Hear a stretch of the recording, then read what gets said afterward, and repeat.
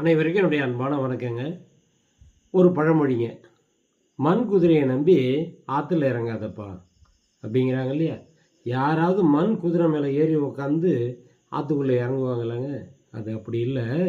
ஆறு ஓடிட்டு இருக்க உள்ள மணல் திட்டுகள் இருக்கும். அந்த மணல் திட்டுகள் குதிரை மாதிரி இருக்கும். அந்த காலத்தில் பார்த்தீங்கன்னா நெல் கொட்டி வைக்கிற அந்த களஞ்சியம் இருக்குல்ல, அது பத்தாயன்னு சொல்லுவாங்க, அதை குதிரைன்னு சொல்லுவாங்க, மண்ணால் செஞ்சுருக்கும். அதுபோல் இந்த ஆற்றுல இடையில் திட்டாக இருக்கும் மணல் குன்று. அந்த மணல் குன்றை தான் மண் குதிரு அப்படின்னாங்க.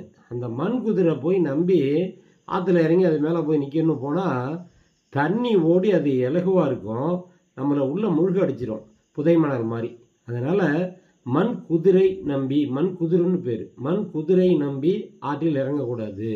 அந்த மண் திட்டை நம்பி ஆற்றுல நம்ம இறங்கினோம்னா நம்மளை அது மூழ்கடிச்சிரும். அதனால் அது மாதிரி நீ நம்பி இறங்கிடாதப்பா அப்படிங்கிற